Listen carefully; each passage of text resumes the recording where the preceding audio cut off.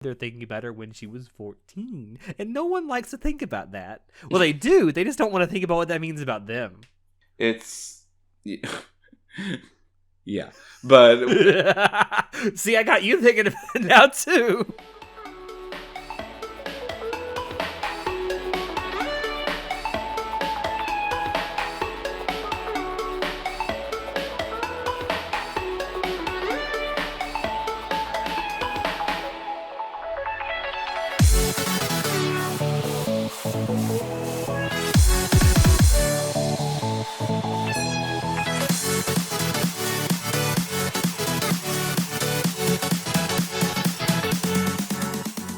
Hello, everyone, and welcome to Anime Club After Dark, the podcast that delves into all things anime, manga, and otaku culture related. I'm your host, Alex, but you can call me Senpai, and joining me tonight, we have our poser extraordinaire, Natai. JoJo is not airing, and I am sad. I think we're all sad about that, Natai. Dude, fuck Netflix, for real. Well, well, for not just for that, though. Let's be clear. There are many reasons. There are many reasons to say that. Just another one to add it to the pile. You know how it is. But that's something we'll be talking about on a later episode. I'm sure. But that is not what we're going to be talking about tonight. So tonight we have gotten together to talk about something that, you know, is either loathed or loved, or, well, I guess sometimes you can be kind of about it in anime and manga, and that is time skips. It's utilized more tropes. Ooh. Yeah, more anime tropes. Aren't y'all happy? It's something that's utilized to a pretty large extent in anime, in a lot of genres. It's utilized a lot in shonen. It has been for a long time. But it's not the only genre in anime, manga, or light novels that utilizes it by far. Now, I do want to lay out a couple of things before we do get started. So for the purposes of what we're talking about, yes, any amount of time that gets skipped in a story can be classified as a time skip, even if it's as little as 24 hours. But I think in regards to what we're talking about tonight, we're kind of limiting it to time skips of a year or more. Where it's very intentional, that's like a structural thing, not literally like, oh, it's like a week has passed. It's a time skip, nah. Yeah, it's like in a romance where like someone confesses and the person says no, ooh, ugly, get away from me, and then they're like a week later. And then you have to talk to each other again. Like, we're not talking about that. But even though functionally, yes, this is a time skip, we're talking about things of a longer scale, where more stuff can happen in the interim that you're not seeing as a viewer or a reader. And then one other thing I do want to say before we get started is, due to the nature of what we're going to be talking about and the fact that most of these time skips are going to be occurring in the middle or, you know, near the middle of stories that we're going to talk about, some amount of spoilers are probably going to be unavoidable. We'll try and like maybe dance around them, but yeah, maybe we will get to some details in certain shows. We will, but we also will make clear when we might be talking about spoilers, and when we're going to introduce like a new example of a time skip, we will very clearly, you know, mention the name of the anime, the manga, you know, whatever. But being said, let's talk about it. So I think before we get into talking about specific examples, we need to lay out a couple of things, and that one of them is, why exactly are time skips utilized? Now, obviously, at its very core, time skips are nothing but a narrative device. It is a storytelling tool. And it can be used for various reasons, for changing the setting from one time to another. Good example, not a specific example, but a good example would be a story that takes place just before like an industrial revolution to after an industrial revolution. You can see the change in a society. It's either like physical, say like the place like we are in, or yeah, maybe it's like in the society this sort of story takes place in. Time skips are also used to like physically change a setting in terms of like if a character has to travel from one place to a far distant place. Another reason. Oh, go ahead. No, again, it's maybe it's when we're talking about. I mean, we listed here as well, but like both, you could like it could be utilized for both like physical travel or maybe even like training. Like, whether it's like a period of time where maybe it's not as important for the author to like delve too much into the specifics, but because we're trying to get to a certain destination, whether it is like a physical destination or a time or whatever. Yeah. Yeah. Another good reason to have time skips is to show characters aging or growing skills. So, like, these are, if a character goes off to go do training or whatever, usually there's some kind of a time skip where the training occurs and they come back and, yeah, they're physically older, but they've also grown in their skill level as well. Probably the best example of this that a lot of people know is Naruto. When the first part of the manga ended and the second part began, it was essentially a giant let's go off and train thing. Black Clover pulled a similar thing as well. Now, I haven't watched Naruto, so I don't know if like that change was received positively or not. But in like Black Clover, it was sort of like in hindsight, I'm like sort of get it, but it felt very mechanical the way that time skip happened. Because it felt very much because in shonen you get these, you get to certain power levels that then you need to have bigger baddies who sort of up the power level. You know how that goes. And then again, at least in Black Clover's case, it was a moment of, oh, let's go train so these characters can sort of like stand up to these like new foes that just showed up. But it felt very kind of about it. It didn't feel like it was that substantial. It was weird. It was really, really weird. Also, kind of in the same vein as aging characters, I mean, there might be a time skip near the end of a story to show perhaps the characters' children and the effects of the actions of their parents, later on, like the consequences of their actions. And the aging could be like for like artistic reasons, in the sense of, oh, I want to draw this character differently. So let's like age them up to make it with like maybe even easier to draw on more consistently. Yeah, for sure. Another reason is to set up sequels. Again, back to Naruto, the final Naruto movie pretty much did this 100% to set up a sequel. Oh, really? What was it about? I mean, it was basically about, there was a time skip of, I think it was roughly 2 years from the end of Shippuden, and it's literally just showing Naruto and, spoilers, obviously, the lead up to Naruto and Hinata getting married, which sets up the sequel Boruto, which is their children. Did you watch Boruto? I tried. Oh, I see. It's not good. It's really not good. Every now and then, like, a clip of it would pop up on YouTube of a really cool fight, and I'm like, dang, that's like a really impressive animation. I don't even care about Naruto. But yeah, I mean, that's also another reason to utilize a time skip specifically to set up a sequel or to even just sequel bait something if you don't know 100% that you're going to get a sequel. Just having that dangling cherry out there for the possibility of one.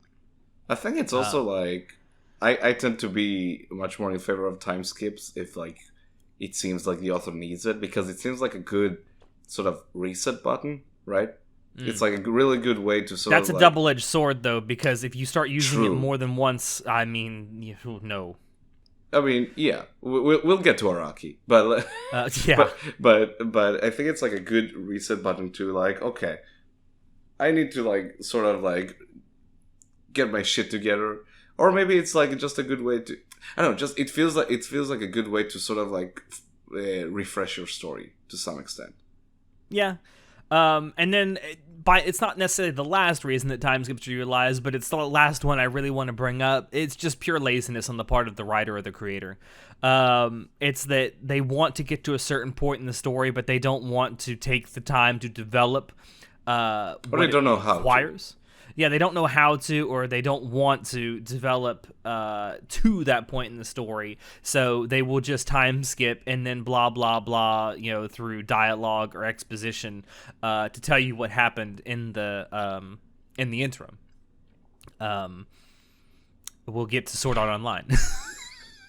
Yeah, SAO is kind of weird about, like, I don't tend to, like, call it lazy, but it is a very indicative of, like, and again, we'll get to it more in detail, but, like, you're an author, you're trying to get to, like, these big explosive moments in your story, these big, like, emotional scenes, and, like, they're maybe more further out than you were anticipating, and you're like, okay, and you just sort of try to get to them as quickly as possible. Yeah, and as I've kind of alluded to, there are definite pros and cons to utilizing time skips, and I think there is 100% an art to utilizing them well.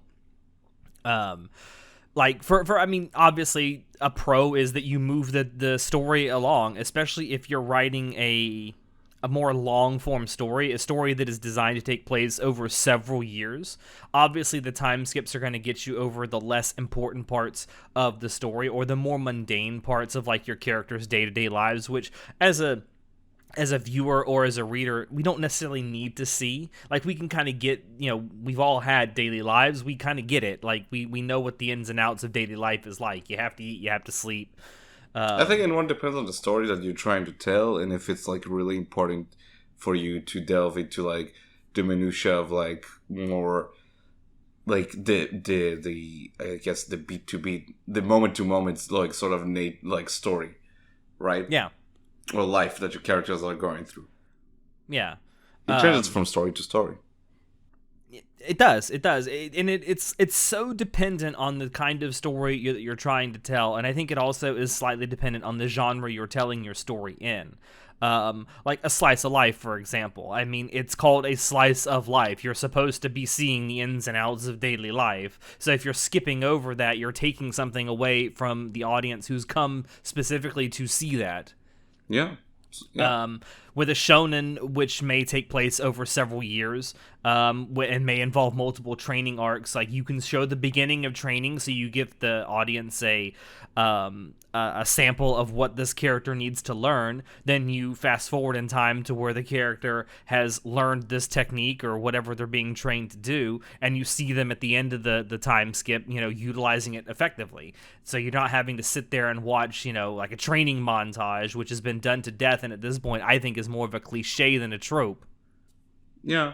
And it also gives you, like, more, like, honestly, sort of wiggle room. Like, if you do a time skip, you can, like, slowly, like sort of foreshadow maybe some concepts or mechanics you want to introduce to your story, but, like, you give yourself that space of, like, oh, in that period of time I skipped over, this happened, or this occurred, or this character learned this, and it's sort of like, you can sort of justify, like, bringing up new things into your story that happened during that time skip as a surprise.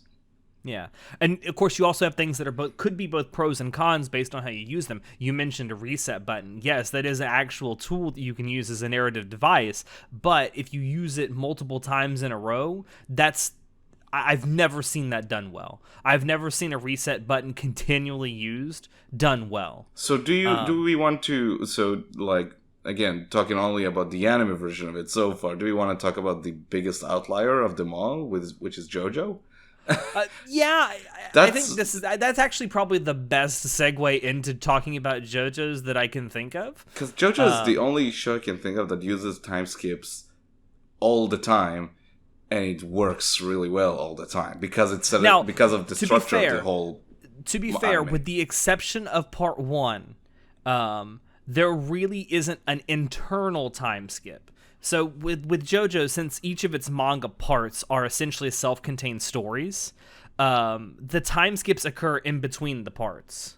Right, that's true. And now, so for part 1, which is the only one that has an internal time skip, I believe. Yeah, that's actually true. Well, okay, we'll talk specifically about the anime, because I know you haven't read parts 7 or 8. Yeah.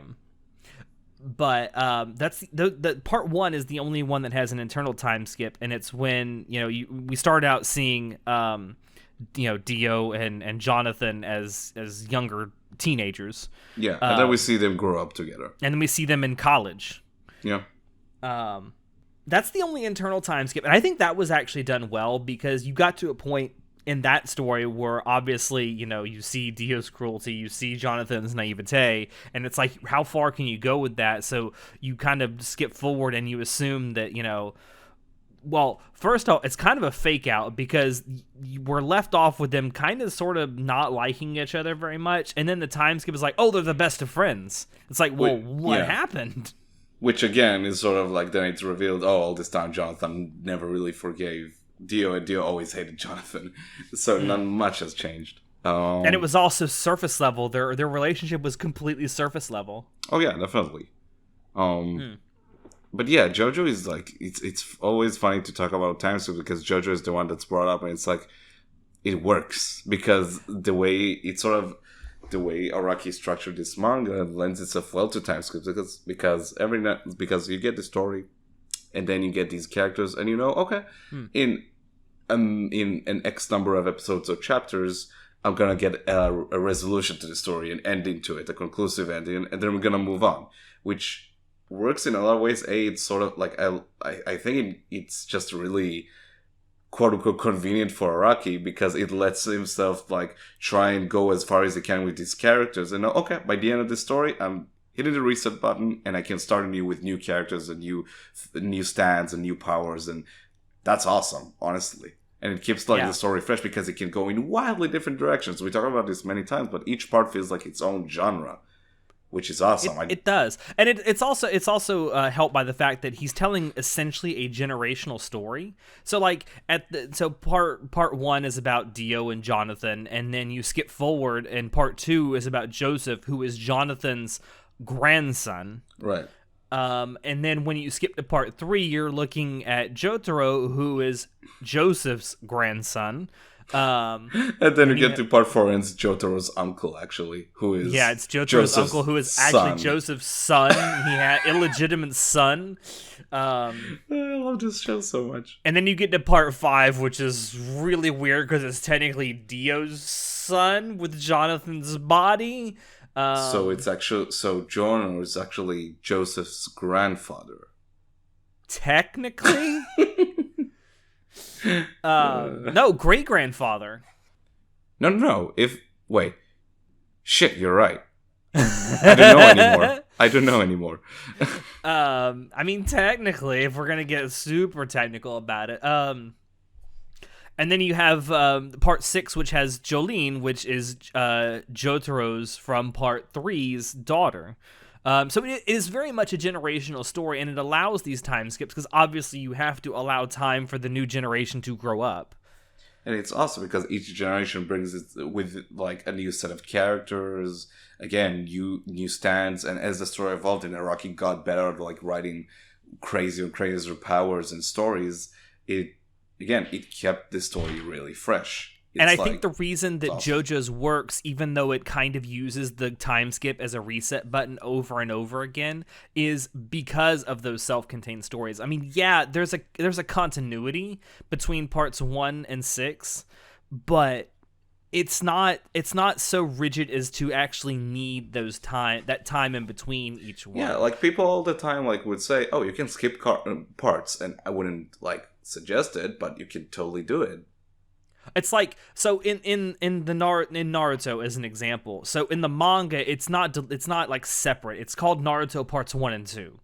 When the time skip happens is when part 2 begins. And the main characters don't change. Like the main character of Naruto and Naruto part 2 in the manga is still Naruto. It's still his name. It's still Naruto. I mean, they kind of did it different in the anime, whereas they made it essentially a separate series with Naruto Shippuden. But the main character is still the same. It's still a straight line all the way across. With JoJo's, it's like it's passing the torch to a completely different protagonist and a new set of supporting characters and a new setting usually. Yeah. Which is, again, it's really, really cool because it allows Araki to just flex his muscles and be like, I guess I can write a Prison Break story now in America. Why not? I guess I can write a murder mystery in a small town. I guess I can write 80 Days Around the World. Why not? Yeah. Really I think cool. JoJo's is probably a singular example of using a reset button effectively.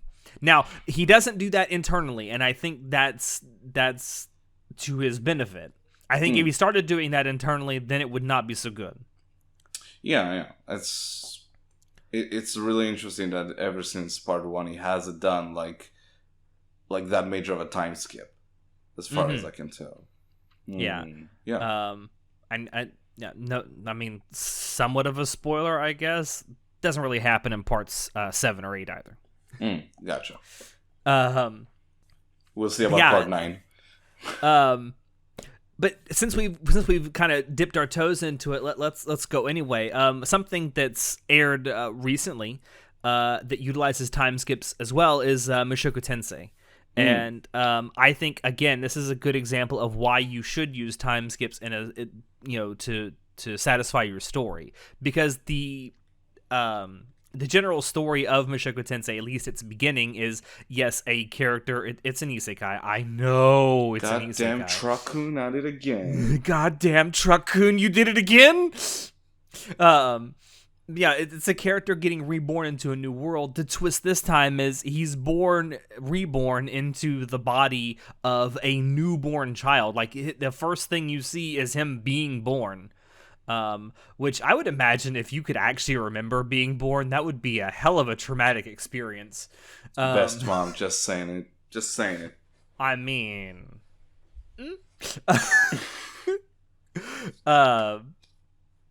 But then, like, you get to see him grow up, and it's like, okay, that's a shared experience a lot of human beings have growing up, right? So you don't need to see him learning to speak. You don't need to see him learning to walk, to do all this shit. Like, it's something that will come, and you don't need to see it. Like, you need to see the important parts about how he learns that he's in a new world.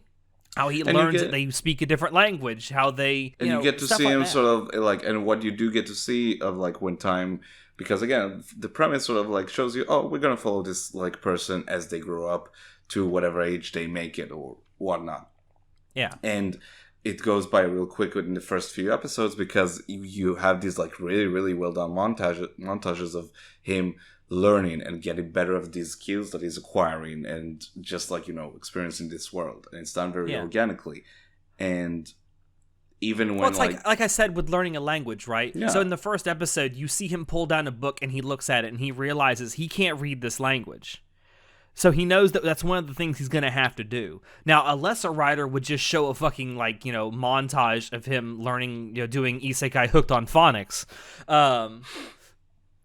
But they don't. It's like the author establishes, okay, they use a different writing system, a completely different language. I'm going to have to learn that. Boom, time skip, he's now proficient in the language. Yeah, and it shows like how, and you get these like small moments of him sort of like studying and getting to, like, one of the best scenes is like it's showing his parents just like banging upstairs, and he's like just and he's trying to focus and read, and it's great. And and I love that. And you get old, and these aren't really like, I would say, these like major time skips. It's just like we've moved on like 3 years or so, something like that, because he's still young, he's still learning magic with Roxy and whatnot, and it's awesome, and it's great, and it keeps the pacing going, because that's not the focus of the story right now, which is funny, because like the first like 6, 7, even 8 episodes of season 1 are very slow paced, that's like one of my favorite things about it. It takes its time to like develop both the world and the characters themselves and how he interacts with all of them. Yeah. And it also kind of makes it very obvious that this is a very, very different world than what he came from. Like, it works different, the people are different, the culture is different. And then he has to learn that. He has to learn to live in this world. And I think the slow pacing helps that. But also the time skips, I think, help that too, because like we're being told by him through his internal monologues that like, hey, I need to do this, and it's like, okay, time skip, done. Yeah. I don't need to see him learning about the fucking the language or the how magic works. It's like, okay, I need to figure out how magic works. Boom, done. And you get just like you get the absolute like minimum of it that you need in order to like appreciate how he learns it and how he views like all these things that he's studying. And then you get that like vice versa when he's teaching others like things like mathematics and magic. You get these small moments of him teaching Cocklord. What was her name? Eris. There. Eris. Cocklord. Teaching her like magic and whatnot. It's great, and it's like, and it keeps and like the pacing, and it's paced really well. It doesn't meander too much. It just gives you enough of the interaction of them studying that it's like it's enough. Yeah. Right. And you didn't have to show me up front something that you were going to show me later by having the main character teach others who don't know what he knows. Yeah. But then, like, when you get to a later part of the show, when they're, like, going on this journey or whatever, it doesn't skip around too much because it's showing you their struggle of their journey ahead of them. And it helps you feel like, man, what a, like, big of a deal this journey is, because it just keeps going and going and going. It's not like, next episode will be done. No, it takes time. The second half of the first season, I mean, yeah, there are some things that could be described as time skips, you know, a week missing here and there as they're traveling between these places. But it doesn't utilize time skips near as much as the first half of the season. Mm-hmm. Again, because we're being shown the important bits of this season. This is the crux of what's going to happen going forward. And like, yeah, we need to see more of that. We don't need to see more of him learning about the world that he's going to just tell us later anyway. But you still, it knows when to when we have this like more quote unquote mundane things to get through, that it can like skip ahead to like the more important stuff, and more like, again, structurally it feels that way. When they go on the journey, there's less and less like major time skips because you follow these characters in this perilous adventure and you're with them for throughout of it. So it doesn't make sense to like skip ahead like 2 years, you know? Yeah. So moving on to something else, should we talk about Death Note? Because Death Note is interesting. Has a sizable time skip just after the midway point. So obviously we're probably going to be spoiling a little bit of Death Note here. So if you haven't seen it, number one, go watch it. It's good. It's a good show. Yes. But number two, I feel like there's a lot of people who will tell you that the story of Death Note really kind of goes downhill after the time skip. And that's mostly because one of the main characters dies. So, I mean, I like Death Note. I like the ending of Death Note. And I can understand why, like, after post-time skip, we lose, like, the best dynamic of the entire story. Yeah. And definitely that leaves, like, that's, like, you lose a lot when you lose that dynamic. It's like, it's for some, like, I think for all of us, it's like the main crux of the show. It's certainly the most enjoyable part because it's the cat and mouse. Yeah, it's the cat and mouse, and it's great. But I think the second half is, or rather, like, post-time skip. I think it's interesting, but it just, like, it feels like it doesn't matter how interesting it gets, it will never reach the heights of what came before, right? Even though they try. And again, I like the ending of Death Note quite a bit. Yeah. I mean, I love Death Note as a whole. I definitely understand the argument that a lot of people make about how the narrative quality of Death Note does go down after the time skip. And it is, I think, 100% because you lose that character dynamic between the two main characters. But I think what you do get is, like, I think it's really interesting to think about, like, the societal changes that happened, like, after the time skip. That's right? true. That's and that's like one really... thing I actually really appreciated about the time skip, that it actually took the time to lay out the pretty substantial societal changes that happened because of what happened with the Death Note and with the idea of Kira. Yeah. It's like, it's a really fascinating part of it that, like, they go into it. I don't know if they go into it hard enough, but it is really interesting. I think that too. I feel like that should have been something that was explored even more, because, like, one thing we are kind of told, and it's almost told in passing, that all but a religion has grown up around the idea of Kira, and it's like, why can't we explore this? Yeah, like, you have this literally like a TV show, like a TV station that's dedicated to, like, giving updates about Kira or whatever, like for Kira's glory or whatever. I don't even remember the specific, but it's then it felt like oh, like maybe the world is better because of Kira. And it's like it's very interesting questions because the whole situation is kind of fucked, right? Yeah, and I like that. It really opened the door for like a more interesting, like a really interesting sort of take on like what would happen if the world really sort of embraced this sort of like being, right? That who could kill at a whim. Yeah. I don't know. I feel like that's something that the post time skip Death Note probably could have done more of, and sadly we don't get that. I don't know. I have very mixed feelings about the time skip in Death Note. Like you, I love how Death Note ends. I think it's very appropriate. I think it's very.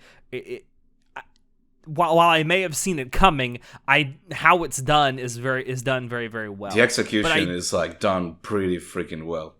I do agree though that the character they bring in to make up for the character that died is not anywhere near as strong of a antagonist. The characters, and I think like I see what they were trying to go with when they introduced like the new like opposing force for Kira, I guess, but it's kind of like I get it, but I don't think it's executed as well as they might have wanted it to. It feels kind of like, sure, I guess it's like I don't know. Yeah, I don't know. It's like I said, I love Death Note to death. I know for a lot of people my age, it may have been their first anime. And I recommend it highly to anyone, especially if you're new to anime. It still holds up, which is incredible. It still holds up incredibly well. Awesome. But that's just, I have so many mixed feelings about that time skip. And if you were to ask me point blank about whether I think it was good or bad overall, I'd have to lean just a little bit over to the bad side. Really? Because like I feel like, and I don't necessarily feel it's because of the time skip. I think it's because of what's on the other side of the time skip. What do you think? So a lot of people, I know, like I read about some people watch Death Note till the sort of like the point before the time skip and stop there. I don't know if I agree with that because you lose on a lot of like really good stuff that still happens. Yeah, it's like it's an interesting stopping point, but why when there's more? It's like I don't know. Yeah, I don't know. I don't know if there's a way to fix that in my mind, but I still think it's great nonetheless, despite the issues I might have with what comes after the time skip. So another sort of like, so you put down in the doc, you wrote cough, berserk cough. Yes, because it utilizes time skips quite liberally. No, okay, here's the deal. Like, so,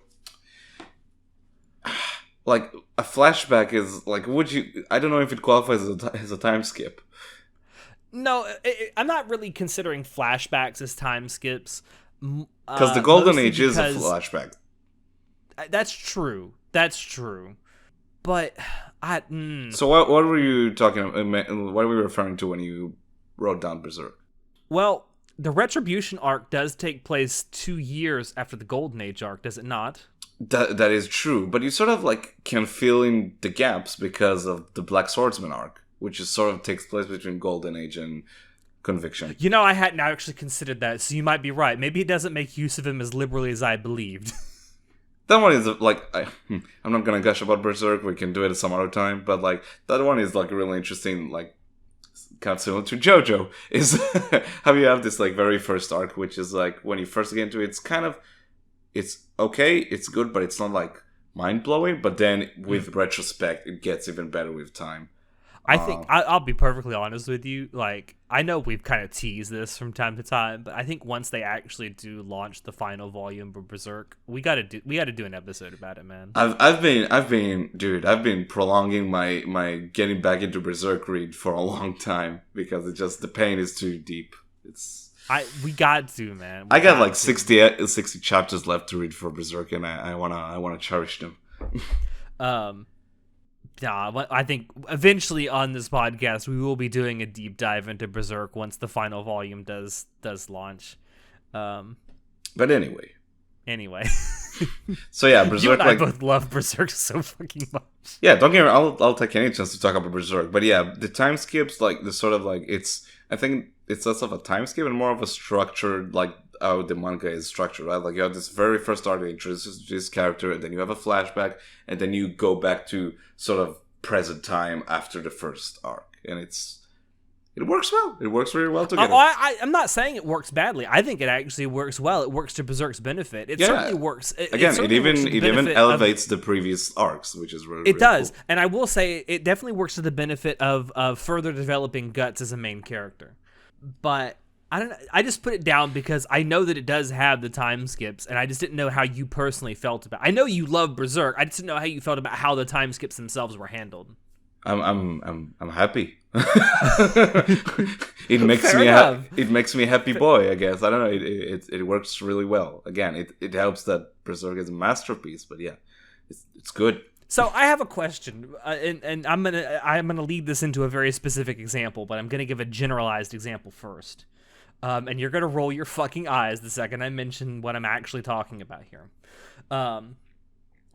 But how do you feel about time skips where once you do the time skip and the story starts from the other side of it, that the story as a whole could have started from that point and still made sense?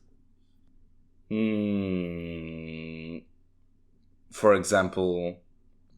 Because that's exactly what Attack on Titan does. I think I'm not gonna roll my eyes, because I think it's really cool. That one of the things I liked about the time skip in Attack on Titan is that sort of like I think that's a really good time skip. For example, a good use of it is because it's sort of like instead of just going from point A in time to point B and not changing a whole lot in terms of like the perspective of the story. That's the whole point, is that the perspective shifts entirely to a whole different place in this world. And I think that's what makes it really exciting, because you're piecing together, oh shit, so how many years have passed? Really? Oh, wait. So if this character is here and this character, that means that, oh god, oh no. And you sort of like realizing like where you at in the story, and you're realizing where these different characters that you followed throughout the story, where they're stationed at right now compared to where you are post time skip. I think you'll agree with me that the time skipping in Attack on Titan is like really, really well done. Aspect. As much as I might dislike Attack on Titan on the whole, I actually do think the time skip is handled very, very well. I 100% believe, and Attack on Titan fans will completely disagree with me. I think that the story of Attack on Titan could have started at the beginning of where season 4 starts. I don't know what chapter that is in the manga. Forgive me. But I think it could have started there, and the story still would have made a lot of sense. Like, the only thing you would have had to do is pepper a couple of flashbacks with some of the characters in there, and not even like very detailed flashbacks. But I think it would have made complete sense. You can watch JoJo Part 6, and it makes a lot of sense. They literally even try to reintroduce you into the like concept of stands when you have a character like Jolene. Like, just because you have a time skip that it like makes sense, like the story makes sense, is sort of like a new jumping point.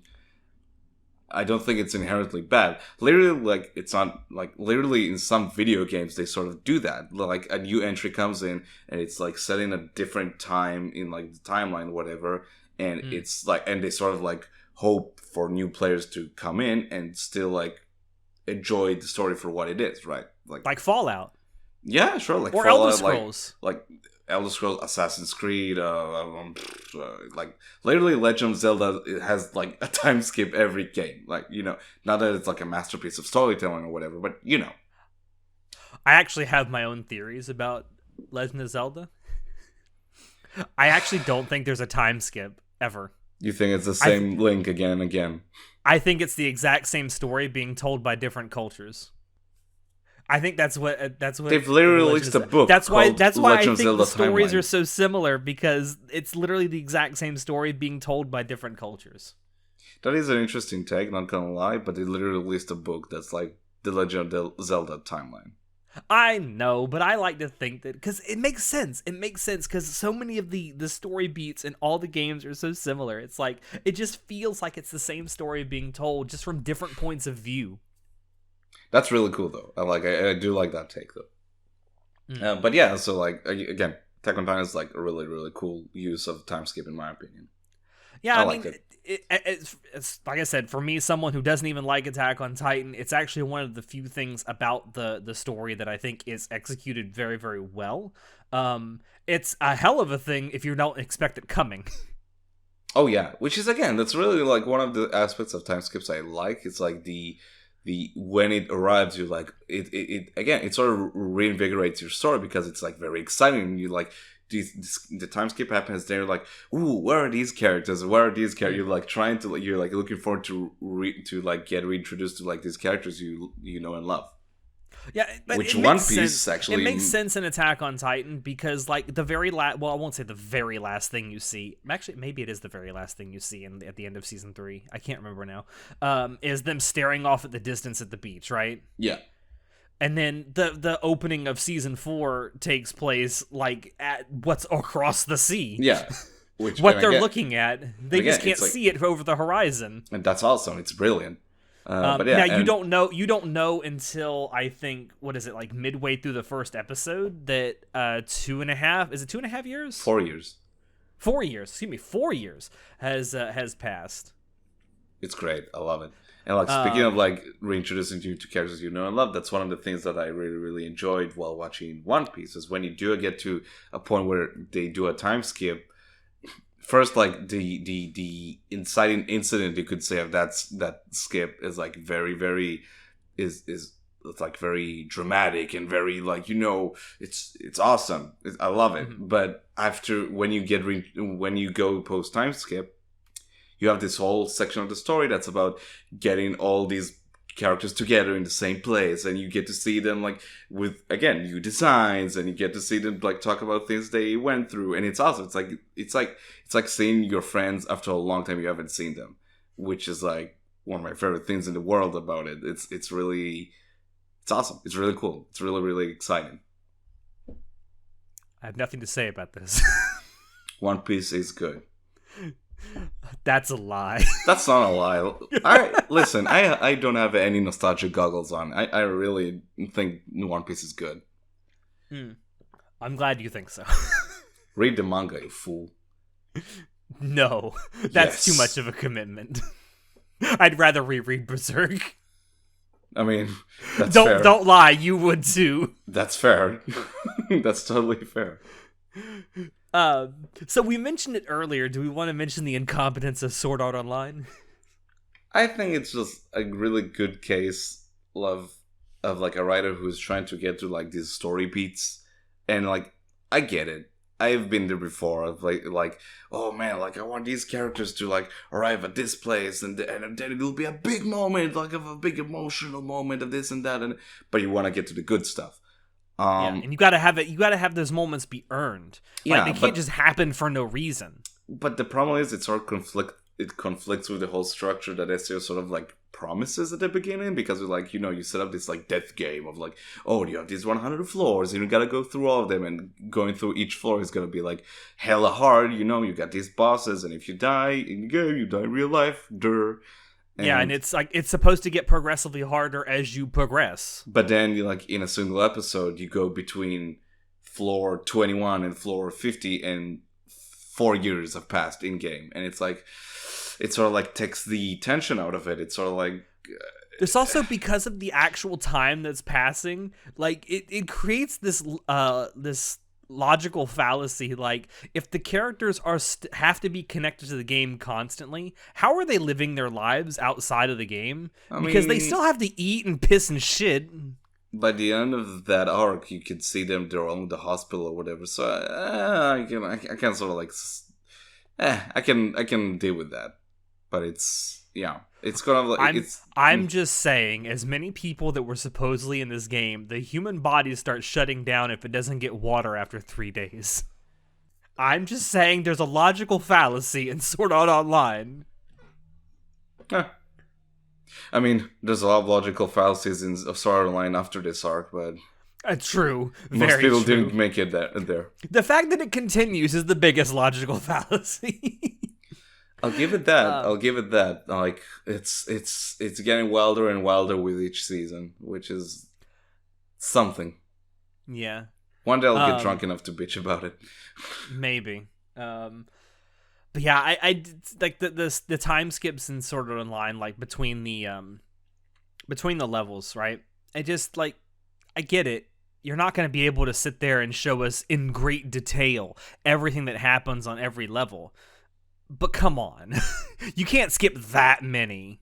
Yeah, it's just again, it's sort of weird because it conflicts with like the whole premise you set out to. Or if you Yeah. are going to skip that many, you have to show actual consequences for that shit. Like you have to show these characters being beat the fuck up. I mean, it's sort of like I don't know. I kind of like I get what they were trying to go for. Like I do like that. Like there's a certain moment when there's like very tragic like event happening to Kirito, and then it skips a few floors ahead, and you see him all alone, and like you don't want to be with anyone, but it's like it doesn't feel earned. You know, it just feels kind of there. It's like, oh, I wanted this character to be in this like sort of I want this to be the Black Swordsman, right? It's like bitch now. Bitch, nah. You're not a Black Swordsman. No, there is only one. He suffered enough. Yeah, he's definitely suffered enough. He suffered so much his manga died. No. Um, Can you believe it's been almost a year? yeah. We need to stop. Anyway. We need to stop getting detracted, but like going sideways because of Berserk. It's too much. Yeah. So another pretty famous time skip in anime is Gurren Lagann. That time skip is something of legendary, I think. Again, it's mostly precipitated because of a main character's death. No, you that don't happens really see way coming. later, though. That happens way later, though. Yeah, but let's be honest. If that hadn't happened, if one of those main characters hadn't died, I feel like the time skip would not have been necessary. Yes and no. I think like the again like the interesting thing about that time skip is the societal changes that happen because you have this like And the character's physically aging too, because like I know no one likes to think about this because it was everyone's fucking anime waifu back in the day, but Yoko's only 14. Dude, Teacher Yoko is best Yoko. I don't know what everyone's on about. Oh, I know. I 100% agree with you on that. I'm just saying that a lot of the times when people are thinking about Yoko, they're thinking about her when she was 14. And no one likes to think about that. Well, they do. They just don't want to think about what that means about them. It's yeah, but See, I got you thinking about it now too. the interesting thing about the time skip in Gurren Lagann is actually the societal changes that that are portrayed in that time skip. One of my favorite things because the show starts out and it's like this very rebellion sort of focused show about like humans, we gotta take our like we gotta take back our lands or whatever. I don't. All that. And the Earth is like portrayed to be this really desolate, barren wasteland. Yeah, but then it like shows you the situation of like, okay, we quote unquote did it. Now what? And I really, really enjoyed it because what it means both to the characters, what it means both to like the whole society as a whole, and what comes after is just bonkers and insane, which is awesome. I think the craziest thing about Gurren Lagann, and this is all just tangentially related to the time skip, is that at the beginning of it, there's literally people throwing punches at each other, and by the end of it, they're throwing whole fucking galaxies at each other. Like that's how much the progression is. Gurren Lagann was so freaking good. But yeah, that's one of the things I really think like the time skipping Gurren Lagann allows is to like sort of like explore that interesting facet of like, oh, it's started very black and white. It's like us versus them. It's we trying to take back Earth or whatever. Okay, now what? And it's really cool. Yeah. I think the like the midpoint more or less time skip in Gurren Lagann is what gets like all the notoriety. But there is another time skip in Gurren Lagann at the very end. That's true. Where it shows you who the narrator of the story has been all along, and like that reveal at the very end is so cathartic. Yeah, I like that bit in the end for sure. No one talks about that when they talk about time skips in Gurren Lagann. It's like, there's two, right? Because that comes after like the crazy shit that happens at the end. I know. And like as great as the time skip can be at the midpoint, and it is good. I really enjoyed it. And like you said, I think the best part about it is you see the progression of the society and how the characters have learned to cope with this new world. I think that the one at the end is just, it hits you right in the fucking heart, and then the fucking credits roll, and you're like, damn, I was not expecting that, like, really emotional ending. We should talk about Gurren Lagann more often. It's been too long. You know what? Even though it's an older show, 100% I feel like we need to do a spoiler cast for it. Damn. Old Gainax was really something. Damn. It was. And there's one last thing that I definitely want to talk about, and that's because of how sort of, I guess, unique its time skips are. Well, unique might be the wrong word. Unique in terms of anime, because I can't think of any other anime that has a time skip almost every single episode. And that is an anime called Nemnozyne, which I know a lot of people haven't heard of. It's fine. It's a quick watch if you've never seen it. It is only 6 episodes long. Granted, each of those episodes is about 45 minutes long. But it is a story that revolves around a couple of characters who are functionally immortal. They're stuck at an age and they can't really age up. And like the story starts out in 1991. And then I think, if I remember right, the second episode takes place 1 year later in 1992. And then I think you have a 20-year time skip with episode 3. And it progresses. So I actually pulled it up here. So the length of the time skips are 1 year, 20 years, 14 years, and 30 years. And the thing about it is, like, you don't really see the main characters, that is, like, age and progress, but you do see the world around them change. And you actually get to see, like, the children and grandchildren of characters they interacted with in the first episode by the end of the series. And it's really cool because of that. Like I say, it's an anime that I don't think a lot of people have seen, and it doesn't get near as much attention as I think it should. Although I will say, if you are going to check it out, do keep in mind that it deals with some pretty heavy topics from time to time. Most notably, there is a lot of very, very bloody, gory violence in it, and there's quite a bit of sex, and sometimes the line between violence and sex in that is not well defined. Oh, look, it's a mixture of my two favorite things. It's a joke. It's a joke, I promise. Is it, though? Yes, it is a joke. No questions about it. But yeah, I think and at some point, because I want more people to actually watch this and like think about it, I might host a watch party in our Discord server for it. So join that if you want to just be bombarded with tits and blood. Not all the time, thankfully. We're still talking about Berserk, right? Yeah.